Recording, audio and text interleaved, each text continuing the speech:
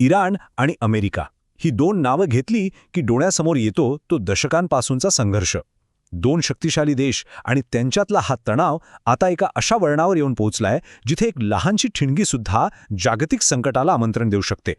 पण मग सगळ्यांच्या मनात एकच प्रश्न येतोय की हा वाढता तणाव आता तिसरं महायुद्ध घडवणार का?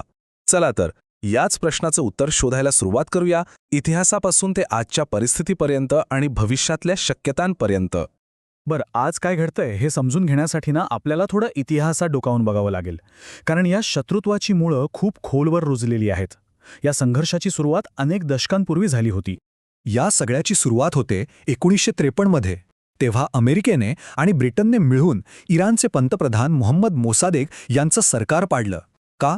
तर त्यांनी तेल उद्योगाचं राष्ट्रीयकरण करण्याचा निर्णय घेतला होता. आणि इथूनच इराणमध्ये अमेरिकेविरोधी असंतोषाची पहिली ठिणगी पडली. आणि मग आलं 1979 साल. हे वर्ष तर सगळं काही बदलून टाकणारं ठरलं. इराणमध्ये झाली इस्लामिक क्रांती. शाहची सत्ता गेली आणि एक नवीन इस्लामिक सरकार आलं. आणि या नव्या सरकारने येता क्षणीच अमेरिकेला आपला सगळ्यात मोठा शत्रू घोषित केलं. विचार करा, यामुळे दोन्ही देशांमधले संबंध कायमचेच बिघडले. आणि त्यानंतर जे घडलं ते तर एखाद्या सिनेमासारखं होतं. इराणमधल्या अमेरिकन दूतावासावर चक्क हल्ला झाला आणि 52 अमेरिकन नागरिकांना तब्बल 444 दिवस ओलीस ठेवलं गेलं. या घटनेनंतर तर दोन्ही देशांमधले सगळे राजनैतिक संबंध पूर्णपणे संपले आणि शत्रुत्वाची दरी आणखीनच रुंदावली. तर हा होता इतिहास. आता आपण थेट आजच्या काळात येऊया, कारण दशकांची ही कटुता आज इतकी विकोपाला गेली आहे की संपूर्ण जगाचं लक्ष या एका भागाकडे लागून राहिलंय.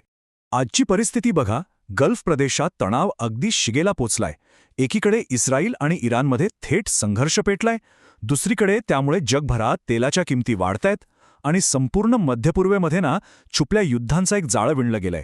म्हणजे परिस्थिती खरंच खूप स्फोटक आहे. पण थांबा, हा संघर्ष फक्त अमेरिका आणि इराणपुरताच मर्यादित राहिलेला नाहीये.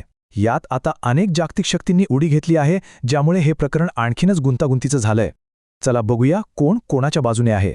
यात रशिया आणि चीनची भूमिका खूप महत्त्वाची ठरते. रशियाचे इराणसोबत जुने आणि घनिष्ठ संबंध आहेत, त्यामुळे तो पडद्याआड राहून इराणला मदत करू शकतो.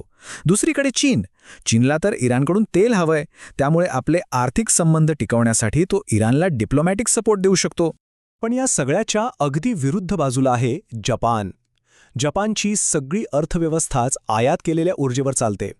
त्यामुळे जर युद्ध भडकलं तर जपानला त्याचा प्रचंड मोठा फटका बसेल. म्हणूनच तो देश शांतता टिकवण्यासाठी आटोकाट प्रयत्न करतोय. तर इतकी सगळी माहिती बघितल्यावर आपण पुन्हा आपल्या मूळ प्रश्नाकडे येऊया. हे सगळं जे घडतंय ती धोक्याची घंटा आहे का? म्हणजे खरंच हा संघर्ष एका मोठ्या युद्धाचं रूप घेऊ शकतो का? आणि याचं उत्तर दुर्दैवाने हो असू शकतं. कारण बघा, एका बाजूला अमेरिका आणि नाटोसारखी तगडी लष्करी आघाडी आहे, तर दुसऱ्या बाजूला इराण आणि त्याचे स्थानिक मित्रदेश. ही जी गटबाजी आहे तीच या संघर्षाला खूप मोठं स्वरूप देऊ शकते. आणि यातला सगळ्यात महत्त्वाचा मुद्दा काय आहे माहितीये?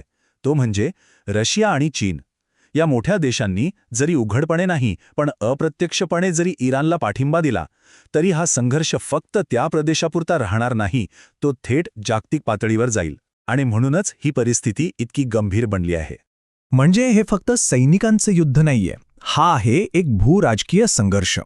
म्हणजे काय तर सत्ता, नैसर्गिक साधनसंपत्ती आणि प्रभाव यावर कंट्रोल मिळवण्यासाठीची लढाई. आणि या सगळ्याच्या मुळाशी आहे तेलावरचं नियंत्रण आणि त्या भागात आपलं वर्चस्व निर्माण करण्याची इच्छा. आणि विचार करा, जर हे युद्ध खरोखरच भडकलं तर त्याचे परिणाम किती भयंकर असतील.